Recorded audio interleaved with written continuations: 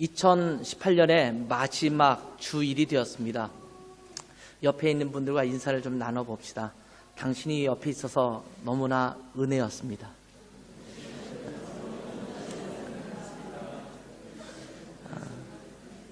옆에 하나님께서 그 넓은 은혜로 우리를 채우셔서 우리를 한 해로 갚아주시고 인도하신 주님의 은혜가 있음을 인하여 감사합니다. 우리가 성가대 찬양을 통해서 모든 것이 주님의 은혜라 이렇게 고백을 했는데, 또 우리 찬양팀의 인도를 통해서 찬양 부르면서 주님은 우리의 성루가 되어주시고 우리의 방패가 되어주시고 우리의 피난처가 되어주셔서 한 해 동안 이끌어주신 주님의 은혜가 우리 가운데 얼마나 놀랍고 큰지 모릅니다. 그 은혜를 감사하며 오늘 하루 또 보내셨으면 좋겠습니다. 오늘은 나무 이야기를 좀 하려고 합니다.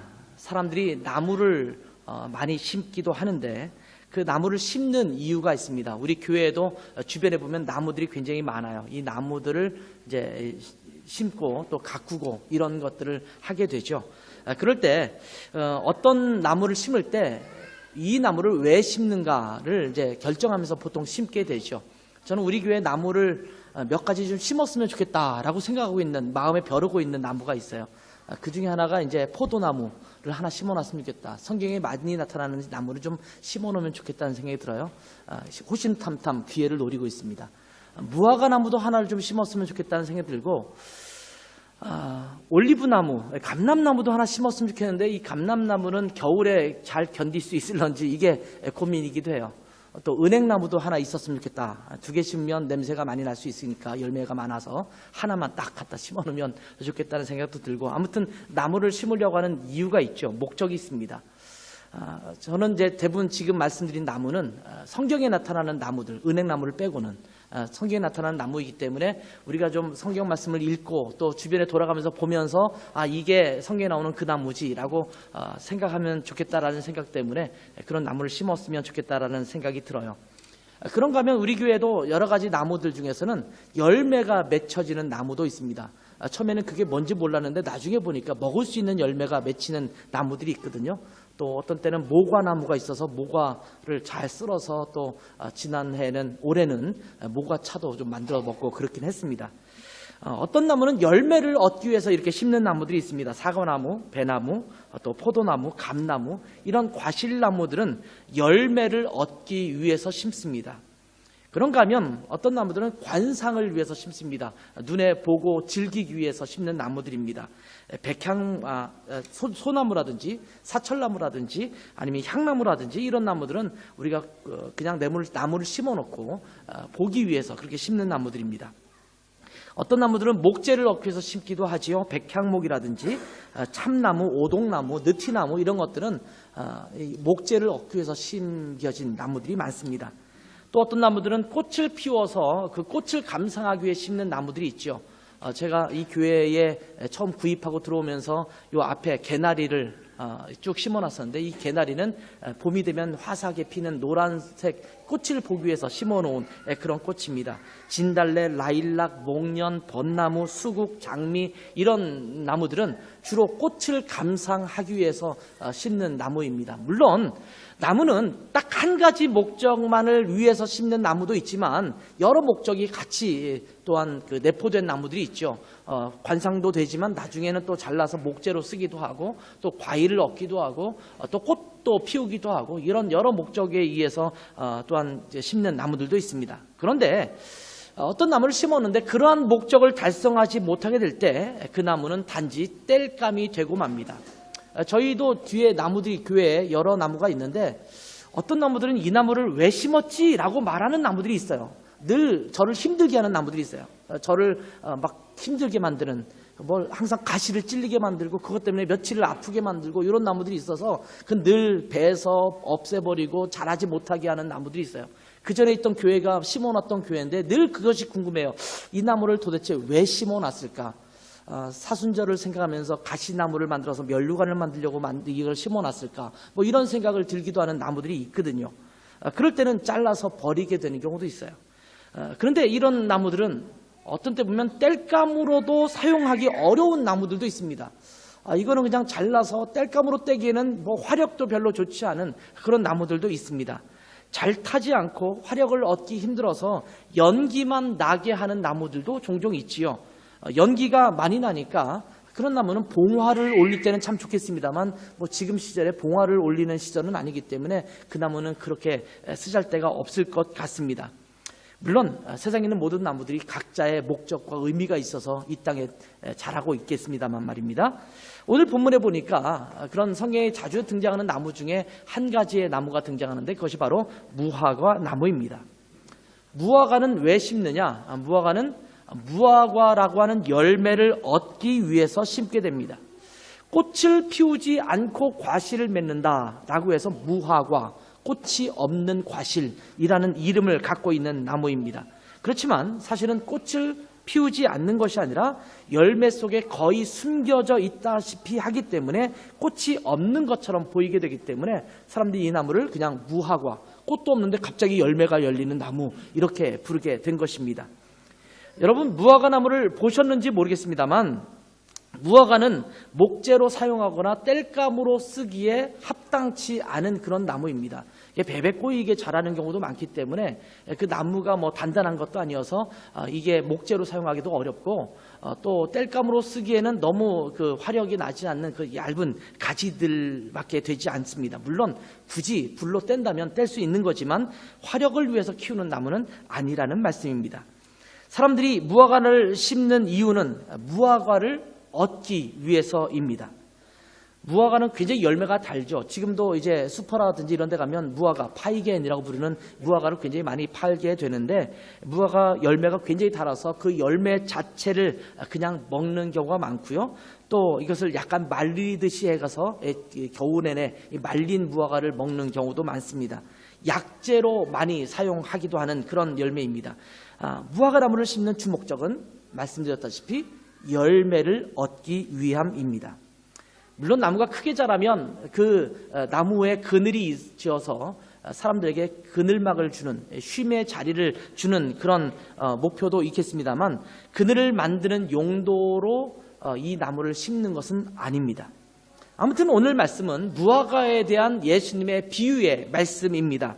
누가복음 13장 앞부분, 오늘 읽었던 본문의 앞부분 1절에 보면 이렇게 시작하고 있습니다. 그때 마침 두어 사람이 와서 빌라도가 어떤 갈릴리 사람들의 피를 그들의 제물에 섞은 일로 예수께 아뢰니 그 당시 갈릴리 사람들이 제사를 드리고 있을 때에 빌라도에 의해서 살해를 당한 사건이 생겼습니다.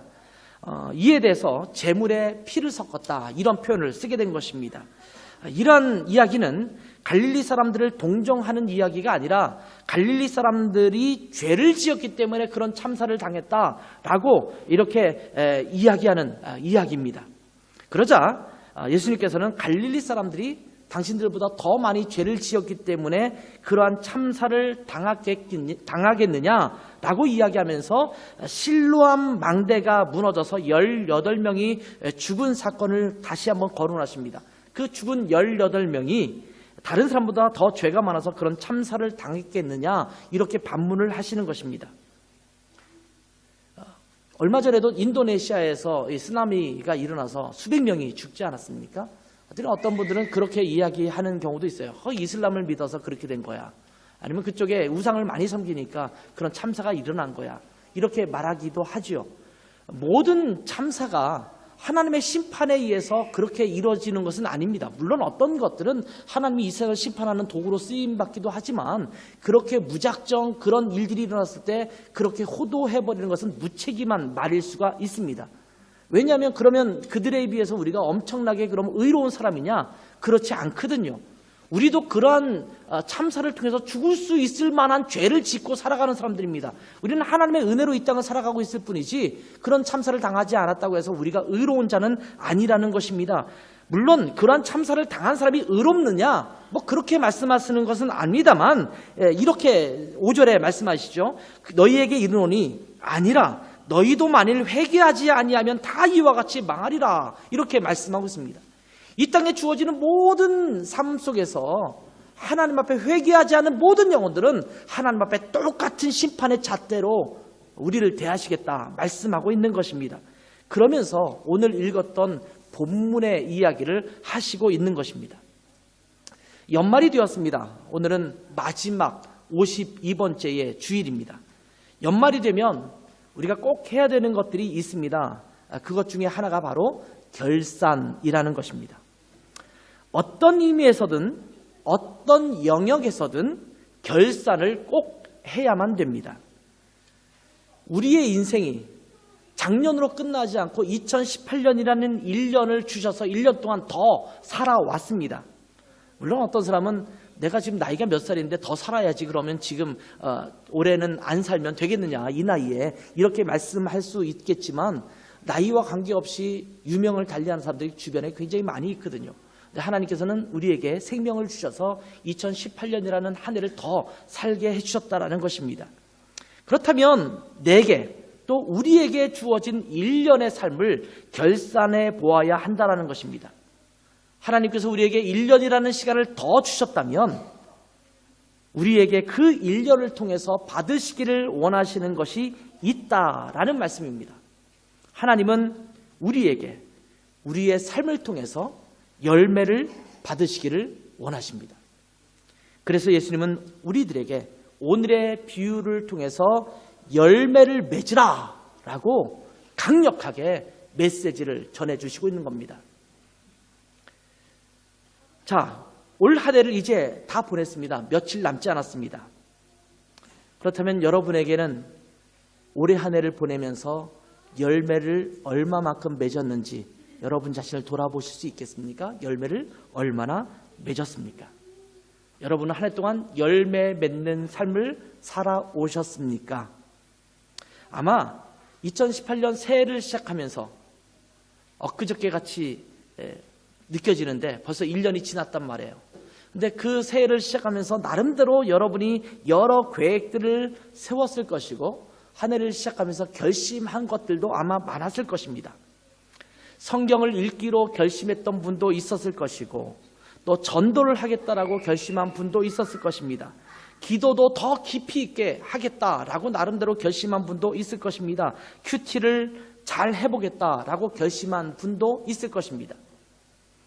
여러분의 학업과 또 사업장, 직장, 가정에서 나름대로의 계획과 결심을 가지고 새해를 시작했을 것입니다. 그리고 아마도 여러분은 한 해 동안 그런 열매를 맺도록 하기 위해서 부지런히 애쓰며 노력하며 살아왔을 것입니다.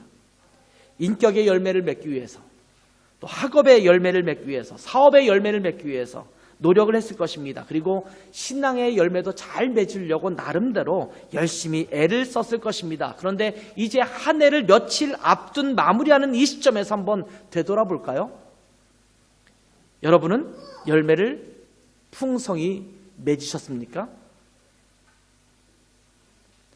이거를 우리가 한번 점검해보고 올해 한 해를 좀 마무리하고 지나가자라는 겁니다. 제가 오늘 주보 칼럼에도 썼지만 이 시간을 계산하고 세월을 계산하는 사람은 존재는 인간밖에 없어요. 동물들은 그렇게 하지 않습니다. 이렇게 시간을 계산한다는 것은 나름대로 계획을 갖고 있는 존재들에게나 가능한 것이고 그것을 통해서 뭔가 얻기를 원하는 나름대로 소정의 목적이 있을 때 그렇게 하면서 살아갑니다. 그것이 인간에게 있는 거거든요. 그렇다면 이 한 해 마무리를 지으면서 마디를 끊어가면서 올해 한 해를 되돌아보면서 올해 한 해 무슨 열매를 맺었는가 한번 여러분의 학업과 또한 직장과 사업과 가정과 개인의 삶 속에서 또 신앙의 삶 속에서 한번 돌아보자라는 말씀입니다. 오늘의 비유에서 우리가 얻을 교훈은 이것입니다. 주님은 열매를 구하신다라는 것입니다. 어떤 사람은 우리가 살아 숨쉬는 것만으로도 하나님은 기뻐하실 것이다 이렇게 이야기합니다. 우리가 교회 예배 참석하는 것만으로도 하나님은 얼마나 기뻐하실까. 예배도 제대로 안 드리는 사람도 있는데 예배를 이렇게 드리는 것만 해도 하나님이 기뻐하시지 않을까 이렇게 말하기도 합니다. 물론 하나님께서는 그러한 우리들을 그대로 사랑하십니다. 우리가 뭔가를 해서 더 사랑하시고 뭔가를 안 하면 덜 사랑하시는 분은 아니십니다. 우리의 존재 자체로 인해서 하나님은 기뻐하시고 사랑하시는 그런 분이십니다. 그러나 하나님은 우리가 열매 없이 대강대강 주어진 인생을 살아가는 것을 원하시지 않는다라는 겁니다. 오늘 본문에서 우리에게 그것을 강력하게 말하고 있는 겁니다. 너희 존재로 인해서 내가 기뻐하고 즐거워하지만 내가 너에게 원하는 것이 있다. 열매를 다오. 이렇게 우리에게 요구하시는 것입니다. 6절을 한번 읽어볼까요? 이에 비유로 말씀하시되 한 사람이 포도원에 무화과 나무를 심은 것이 있더니 와서 그 열매를 구하였으나 얻지 못한지라. 그 열매를 구하였으나, 열매를 구하고 있는 주인의 모습을 볼 수가 있습니다. 주님은 우리에게 열매를 구하십니다. 열매를 맞이하고 있는 우리에게, 여러분 각자에게 주님은 손을 내미십니다. 열매를 좀 다오. 여기다 너가 맺은 열매를 좀 줄래? 이렇게 묻는 것입니다. 드레스나 하나님교회 공동체에게 이렇게 주님께서는 구하고 있으십니다. 손을 내밀면서 드레스나 하나님교회 공동체여, 내게 좀 열매를 다오. 내게 뭘 줄 수 있어? 올해 안에 뭘 내게 드렸느냐? 이렇게 물으실 것입니다. 주님은 여러분에게 지금 연말 결산을 원하시는 거예요. 자, 여기다 너 한 해를 살아가면서 얻은 열매 내 손에 좀 얹어줄래? 여러분은 무엇을 주님께 내어드리겠습니까? 오늘 비유에 나오는 무화과 나무는 안타깝게 열매를 맺지 못했습니다. 오늘 본문 7절에 보면 3년을 와서 열매를 구했다, 이렇게 말씀하고 있습니다. 포도원 지기에게 이르되 내가 3년을 와서 이 무화과 나무에게에서 열매를 구하되 얻지 못하니 찍어버리라. 어찌 땅만 버리겠느냐? 자, 여기 보면 3년 동안 찾아왔다라고 말했는데, 이 3년 동안 찾아왔다라는 말은 이 무화과 나무가 열매를 맺을 수 있는 때부터 시작해서 아마 3년일 가능성이 굉장히 큽니다. 열매를 맺지 못하는 아직 어린 나무에게 열매를 달라고 하지는 않을 거예요. 열매를 맺을 만한 때가 됐는데 열매를 찾으러 왔는데 열매가 없어요. 그래서 한 해를 기다렸다가 그 다음에 왔는데 또 열매가 없었습니다. 세 번째, 3년 되는 해에 또 와서 열매를 찾아보았는데 또 역시 열매가 없었습니다. 여러분, 그런데 이걸 가만히 생각해 보면요, 이 주인이 무화과 나무를 먹고 싶어서 이렇게 3년이나 찾아온 것일까요? 저는 이 말씀을 묵상하면서 갑자기 그런 생각이 들었어요. 포도원에 나무 하나를 심었어요. 무화과 나무였어요. 포도원에는 포도나무가 가득하지 않습니까? 거기에 무화과 나무를 심었어요. 그런데 3년 동안 계속 와서 무화과 나무를 달라고 해요. 그런데 여러분, 이스라엘이라고 하는 나라를 한번 생각해 보세요. 그 나라의 문화를 보시고 그 나라의 어떤 그 배경을 한번 보시면 사실은 그 나라의 지천에 깔린 것 중에 하나가 무화과 나무입니다. 율법에 지나가다가 열매 하나 따먹는 것은 법적으로 걸리지가 않습니다. 미리삭을 따먹어도 문제가 없어요. 저희가 수요일마다 나누는 그 성경 배경 얘기할 때 그런 얘기를 하잖아요. 그걸 도구를 통해서 베면은 추수한 것이 되기 때문에 안 돼요. 그런데 이게 꺾어서 그냥 손에 부벼서 먹거나 포도를 따서 먹거나 이런 거는 전혀 문제가 없다. 율법에 그렇게 이야기하고 있어요. 그러니까 지천에 깔린 것이 무화과 나무고 지나가다가 나무에서 무화과를 따먹을 수가 있습니다. 마가복음 11장에 보면 예수님께서 길을 가시다가 무화과 나무를 발견하고 그 열매를 구했는데 열매가 없었어요. 그래서 그 열매를 저주하신 사건이 등장하고 있는 것을 볼 수가 있습니다. 그러니까 길 가다가 늘 볼 수 있는 것, 이것이 무화과 나무입니다.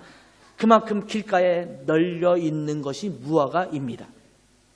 굳이 포도원에 무화과 나무를 심고 무화과 열매를 얻으려고 애쓰지 않아도 된다라는 말씀입니다.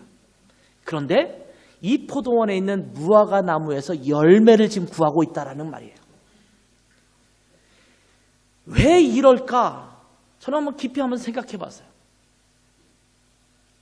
그랬더니 제가 느껴지고 생각난 것이 이런 것이었습니다. 주인은 왜 이 무화과 나무에서 열매를 구하는 것일까? 딱 한 가지 이유밖에 없습니다. 내 무화과 나무니까. 내 농장에, 내 포도원에 심은 내 무화과 나무이니까 내 무화과 나무에서 열매를 얻기를 원하는 주님의 마음이라는 것입니다. 지천에 깔려있는 무화과 나무가 아니라 내 밭에 심긴 나의 무화과 나무이기 때문에 이 나무에서 열매를 얻기 원한다라는 겁니다. 자기의 무화과 나무에서 무화과를 얻고 싶은 심정이 그에게 있었다라는 겁니다. 혹시 여러분 과실나무나 채소를 키워보신 적이 있으십니까? 저는 어렸을 적에 저희 집 마당이 꽤 넓었어요. 서울에 이사 와서 저희 아버지가 땅을 좀 큰 거를 샀어요. 집을 짓고 마당이 굉장히 넓었는데 그쪽 한 곳에 텃밭을 갖고 옆에는 꽃밭을 만들었어요. 그래서 거기에 저는 늘 기억이 나요. 식목일쯤 되면 나무를 사다 심습니다. 복숭아나무도 심고 거기에 사과나무도 심고 참외도 심고 고추도 심고 호박도 심고 이렇게 심어서 늘 거기다 물을 주고 거름을 주고 이러면서 열매가 맺혀지길 기다립니다. 요만하게 애호박 같은 게 조금씩 열리기 시작하면 꽃이 지면서 이렇게 생기기 시작하면 그걸 보면 여기 열매가 생겼다라고 기뻐했던 그때가 기억납니다. 근데 사과나무나 이런 거는 심는다고 해서 곧바로 그 다음에 열매가 맺히잖아요. 몇 년이 걸려야 돼요. 그런데 매년 그 나무를 보면서 너는 언제나 열매를 맺을까 이렇게 애타게 기다리는 그런 마음이 있었습니다. 그 당시에도 날마다 과일 장수들이 오갑니다. 리어카에 잔뜩 과일을 심고 오가면서 팝니다. 맛있는 과일들을 언제든지 사 먹을 수 있었습니다. 신선한 채소들을 원하는 대로 사 먹을 수 있었습니다. 그런데도 제가 키우는 그러한 과일 나무를 매일 바라보면서 혹시 열매가 맺혔는가 이렇게 바라보고 있는 심정이 있었다라는 겁니다. 왜 그럴까요? 제가 키우고 있는 제 나무이기 때문이에요. 아마 다른 나무였으면 별 관심이 없을지도 몰라요. 근데 내가 키우고 있는 나무이기 때문에 애타게 기다리면서 언제나 열매를 맺힐까? 거기서 맺힌 열매가 더 맛있거나 맛이 없거나 그거는 그다지 상관이 없습니다. 내 나무에서 열매가 맺히는 것을 보기를 원하는 것이 주인의 마음입니다. 이것은 사랑입니다. 하나님은 우리를 사랑하고 계십니다. 그래서 날마다 여러분을 바라보시고 계시는 거예요. 도대체 지금쯤이면 열매가 맺힐까? 이렇게 쳐다보고 있는 것입니다. 그러면서 관심을 갖고 계시는 거예요. 아직 저는 두 아들이 결혼하지 않았기 때문에 손주가 태어나려면 좀 한참 더 기다려야겠죠. 근데 손주를 낳아서 손주를 바라보고 있는 제 친구들 중에서도 이제 손주를 보는 친구들이 생기기 시작하는데 그러면 날마다 그 손주 사진만 올려요. 짜증나요. 자기의 일상을 좀 올리고 좀 이렇게 보여줬으면 좋겠는데 손주랑 재롱 떠는 거 내가 볼 때는 별 시답지 않은 것을 올리면서 그렇게 좋아해요. 그리고 자기의 아들이나 딸이 결혼했으면 그 다음에 계속 언젠가 손주가 나올 것인가 이걸 또 기다려요. 아마 나랑 관심 없는 사람이라고 한다면 그가 결혼하든지 말든지 손주가 나오든지 말든지 그런 전혀 관계가 없을 거고 또 그것이 태어났다 하더라도 나에게는 별로 관심이 없었을 거예요. 그런데 내 손주가 되는 순간 달라요. 날마다 그 아이를 바라보고 내 자식이 되면 그 아이를 보면서 이 아이가 조그만 말 한마디 엄마 비스무리한 어떤 얘기를 했는데 엄마라고 우겨요. 어떤 날은 아빠라고 우겨요. 분명히 아빠는 아닌데 지나가다가 어떻게 한 번 그냥 뿌 했는데 아빠라고 불렀대요. 자기를. 그러면서 바라보는 거예요. 그러면서 지켜보는 거예요. 사랑이기 때문에 그렇습니다. 왜 이 주인이 무화과 나무를 하나 심어놓고 거기 와서 매년 와서 열매를 달라고 했을까요? 그 열매가 없어서가 아니라 그 나무에서 달려진 그 열매를 보기를 원하는 주인의 마음입니다. 이것은 사랑입니다. 그러나 열매를 맺지 못하면 결국은 땅만 버리는 것이 되기 때문에 다른 포도나무, 이미 그 주인에게 있는 또 다른 나무들이 있잖아요. 그런 나무들에게 피해만 줄 뿐이기 때문에 그것을 잘라버리겠다고 말하는 거예요. 왜냐하면 무화과 나무는 번식력이 굉장히 좋습니다. 굉장히 무성하게 자라요. 쑥쑥 자라는 나무 중에 하나가 이 무화과 나무입니다. 열매를 맺지 못하면서 땅만 차지하고 있다면 오히려 포도나무에 좋지 않은 영향만 줄 수가 있습니다. 열매 맺지 못하는 나무는 포도원에서 잡목에 불과합니다. 그러한 나무는 차라리 없는 게 낫습니다. 그래서 주님께서는 찍어버리겠다라고 말씀하시고 있는 것입니다. 혹시 나라고 하는 사람이 찍어버리는 것이 나은 자가 아닌지를 한번 돌아보게 합니다. 인격의 열매, 학업과 사업의 열매, 신앙의 열매, 이런 것들을 골고루 맺어야 하는데 그렇지 못할 뿐만 아니라 교회라고 하는 이 포도원 땅만 버리고 있는 자가 된다면 오히려 우리에게 다른 포도나무에게 나쁜 영향만 줄 수 있는 그런 자가 될 수 있다는 사실을 알아야 하는 겁니다. 여기에서 중요한 것은 이 주인이 얼마만큼 양질의 열매를 구했냐, 이것은 별로 중요하게 등장하지 않습니다. 그냥 열매를 원하는 거예요. 내 나무에서 열린 내 열매, 이것을 주님께서 원하시는 거예요. 여러분을 하나님께서 이 땅에 심어 놓으셨습니다. 그리고 1년이라는 세월을 주셨습니다. 그리고 여러분이 1년을 지난 이후에 힘들고 어렵게 한 해를 지냈지만 그 열매의 상태는 어떻든지 관계없이 너희에게 주어진 1년 동안 너희는 어떤 열매를 맺었는가, 내가 지켜보고 거름주고 영양분을 주면서 그렇게 지켜봤는데 어떤 열매를 내게 맺었는가를 보시기를 원하시는 거예요. 아까도 말씀드렸잖아요. 손주가 우리가 볼 때는 별로 이쁘지 않은 것 같은데 자기 손주일 때는 그 아이가 그렇게 이뻐요. 왜? 내 손주이니까. 여러분이 맺는 열매는 그것이 다른 사람이 볼 때는 하찮은 것, 별것 아닌 것처럼 보일지 몰라요. 어떤 사람은 여러분이 이 설교를 들으면서 올해 한 해는 내가 맺은 게 별로 없는데 이렇게 말할지도 몰라요. 생각할지도 몰라요. 근데 여러분 가만히 생각해보면 열매를 맺지 않은 게 아니라 맺었어요. 맺었는데 여러분 스스로 어떻게 생각하냐면 요거 정도는 맺을 열매라고 하나님 앞에 내어놓기 부끄러워. 그러니까 이건 열매로 안 취급할 수도 있어요. 근데 하나님은 그 열매조차도 기뻐하시는 거예요. 너가 힘들었지만 올해 안에 요런 우리가 볼 때는 하찮은 비실비실한 말라 비틀어진 것 같은 그런 열매를 맺었지만 그래도 너가 열매를 맺었구나. 내년에는 더 실한 열매를 맺을 수 있겠지. 이렇게 바라보시는 분이 바로 주님이십니다. 이렇게 열매를 맺지 못하는 무화과 나무를 돌보고 있는 포도원지기가 이 주인에게 나타납니다. 그러면서 뭐라고 말합니까? 한 해만 더 참아달라라고 간청합니다. 한 번의 기회를 더 달라, 이렇게 말씀하고 있는 겁니다. 8절과 9절 말씀 보면 이렇게 이야기하는 부분이 나옵니다. 주인이여 금년에도 그대로 두소서. 내가 두루 파고 거름을 줄이니 이후에 만일 열매가 열면 좋거니와 그렇지 않으면 찍어버리소서. 이 말씀은 어쩌면 굉장히 많은 우리 지기들이 갖고 있는 마음일 수도 있어요. 저는 목사로서의 마음도 아마 이런 마음이 되지 않을까라는 생각이 들어요. 하나님, 조금 더 지켜봐 주세요. 조금만 참아주세요. 물론 저의 삶 스스로에게도 그렇게 하나님 앞에 부탁할 수 있어요. 하나님, 한 번만 더 참아주시겠어요? 아이가 어렸을 때 무슨 잘못을 해서 야단을 치거나 그럴 때 아이들이 많이 하는 얘기가 있죠. 한 번만 용서해 주세요. 한 번만 더 용서해 주세요. 그러면 안 그럴게요. 물론 엄마 아빠들은 좀 압니다. 한 번만 더 용서해 주세요. 다음부터 안 그럴게요. 그랬지만 다음에 또 그럴 거라는 걸 알아요. 그렇지만 마치 다음부터 그런 거 없어. 조심해. 다음부터는 국물도 없어. 이렇게 말하면서 용서해 주죠.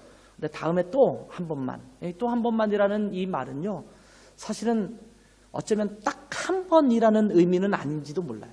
한 번의 기회를 더 주시는 하나님의 은혜를 말하는 것이라는 생각이 들어요. 또 한 번의 기회를 더 달라라고 요청합니다. 두루 파고 거름을 주어 돌보겠다라는 것입니다. 파고 거름을 주겠다라는 것이 무슨 말입니까?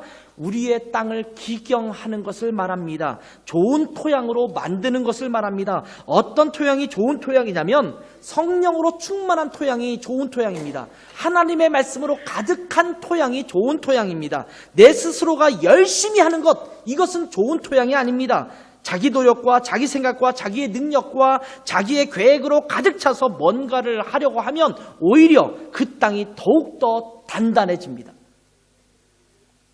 여러분, 열매를 맺지 못했다고 했을 때 나 혼자 내 능력으로 내가 뭔가를 해서 열심히 하려고 하지 마세요. 그렇게 해서 맺어지는 열매가 아닙니다. 제가 예전에 그런 얘기를 종종 했어요. 과수원을 지나갈 때 과수원이 이렇게 용 쓰고 있는 소리를 들어본 적이 있나? 열매를 맺으려고 애쓰는 나무에 끙끙거림. 열매야 맺히자 하면서 이런 열매를 보신 적 있어요? 열매는 그 뿌리가 땅에 잘 박혀 있고 거기에 거름이 잘 주어지면 저절로 열매를 맺는 거예요. 근데 우리는 거름도 없이 그냥 혼자 애쓰려고 해요. 거름은요, 스스로가 줄 수가 없어요. 물론 나무의 순환작용을 통해서 잎이 떨어지고 그것이 밑에 떨어지고 썩어져서 다시 거름이 되고 뭐 이러면서 순환작용을 할 수 있겠습니다만 일반적으로 볼 때 그것은 하늘로부터 주어지는 것이고 또 농부나 누가 가수원직이나 이런 사람들이 가꾸어서 만들어지는 것이 거름이에요. 이것이 바로 성령님이시고 하나님의 말씀 아닙니까? 성령님께서 충만하게 임재하셔서 우리의 심령과 삶을 하나님 앞에 보드랍게 만들어야지 영양분이 가득한 좋은 토양이 되는 것입니다. 그럴 때 열매가 맺히게 되는 것입니다. 즉 성령으로 인해서 우리 삶에 열매가 맺힐 수가 있는 것입니다. 무화과 나무의 잎만 무성하고 그럴듯해 보이는데 열매가 없다면 마치 예수님께 저주를 받아서 말라버린 무화과 나무와 같은 것이 될 것입니다. 그러니 겉만 가꾸어서는 안 됩니다. 과실나무의 잎만 무성한 것은 오히려 과수원지기에게 기쁨이 될 수가 없습니다. 오히려 짜증나게 만드는 것입니다. 거름을 주었는데 열매를 맺지 못하고 그저 잎만 무성하다고 생각해 보세요. 그럴듯하게 보이는데 열매는 전혀 없다면 짜증나지 않겠습니까? 그리스도인들도 그럴 수가 있습니다. 뭔가 열심히 하는 것 같습니다. 교회에서 열심히 봉사도 하고 성경도 열심히 읽고 교회 모임에도 열심히 참석합니다. 그런데 그 사람의 성품의 변화가 없습니다. 성품의 열매가 없습니다. 오히려 사람들에게 늘 상처를 주기도 하고 다른 사람이 신앙적으로 성장하는 것들을 마치 끄집어내리듯이 성장하지 못하게 만드는 역할을 하기도 합니다. 그 사람을 통해서 다른 사람들이 그리스도께 나아오기는커녕 그 사람 때문에 예수님 믿기 싫다라고 말하는 자들이 생깁니다. 성경도 읽고 기도도 하는데 그것이 종교적 행위로만 나타날 뿐이지 진정으로 하나님과 인격적으로 만나는 그 시간이 아닐 경우 우리 안에는 오히려 교만만 가득 찰 수가 있습니다. 왜? 아는 것은 정말 많거든요. 주님과 깊은 교제가 없이 아는 것만 많은 사람들은 다른 사람을 판단할 수밖에 없어요. 내가 아는 게 이게 아닌데 왜 쟤는 저렇게 하지? 저건 잘못된 거야. 판단하는 거예요. 여러분, 열매가 있어야 합니다. 열매를 잘 맺으려면 뿌리부터 건강해야 합니다. 뿌리가 주님께 깊숙이 박혀 있어야 합니다. 그래야 열매가 맺혀집니다. 주님과 관계없이 자기 열심만으로는 열매를 맺을 수 없다라는 사실을 우리는 기억해야 합니다. 그렇기 때문에 주님과의 깊은 관계가 그 무엇보다도 중요합니다. 이것 없이 열매 맺으려고 용 쓰지 마십시오. 열매가 맺힐 수 없습니다. 주님 앞에 깊이 붙어 있어야 되고 성령님이 여러분을 온전히 다스려야지만 그 열매가 나타날 수 있습니다. 그런데 하나님께서 우리에게 열매를 찾으실 때 포도원지기가 금년에도 그대로 주소서 이렇게 간청합니다. 노카인 말 비테 오늘 제목을 노카인 아인치게스 말 한 번만 더, 한 번만 더 이렇게 요청합니다. 올해 한 해를 벌써 다 보냈습니다. 이제 내일이면 2018년은 다 끝납니다. 이 연말이 되면서 주님께 그런 기도를 저도 역시 드리게 되더라고요. 주님 부끄럽습니다. 이제 또 한 번의 기회를 저에게 주시면 감사하겠습니다. 이런 기도를 주님 앞에 드리게 됩니다. 올 한 해를 마무리하면서 우리의 삶을 돌아보고 주님께 이런 기도로 나아가면 좋겠습니다. 주님, 저에게 또 한 번의 기회를 주십시오. 제가 제 신앙을 잘 돌보고 걸음을 잘 주어 보살피겠습니다. 그래서 신앙을 살찌워 열매를 맺도록 하겠습니다. 내 노력이 아니라 성령님께 온전히 의지하는 삶을 살겠습니다. 주님 안에 깊이 뿌리를 박도록 하겠습니다. 주님 한 번만 더 기회를 주신다면 2019년에는 주님 안에서 성령님 안에서 풍성한 열매를 맺는 복된 삶이 또 우리 교회의 복된 공동체가 되도록 하나님께 내 자신을 온전히 깊이 뿌리 박겠습니다. 이러한 기도로 한 해를 마무리하고 새해를 계획할 수 있는 여러분 되시기를 주님의 이름으로 축원합니다. 기도하겠습니다. 하나님 아버지, 2018년에 52번째 주일을 맞이하며 이제 보냅니다. 이제 내일이면 2018년을 다 보내게 되는데 한 해를 보내면서 우리의 삶 속에서 우리가 학업을 하면서 직장 다니면서 사업을 하면서 가정을 이끌면서 우리에게 남겨진 열매가 무엇인지 주님 앞에 내어놓기를 원합니다. 그런데 때로 하나님 앞에 정말 부끄러울 때가 많습니다. 주님, 이제 2019년이라는 또 새로운 기회를 주님께서 우리 가운데 주시기를 원하는데 2019년에는 주님 앞에 복 좀 더 기쁘게 하나님 앞에 드릴 수 있는 열매로 가득한 한 해가 되게 도와주시고 그러기 위해서 성령님을 깊이 의지하고 바라볼 수 있는 저희들 될 수 있도록 축복하여 주시옵소서. 예수님의 이름으로 기도했습니다. 아멘.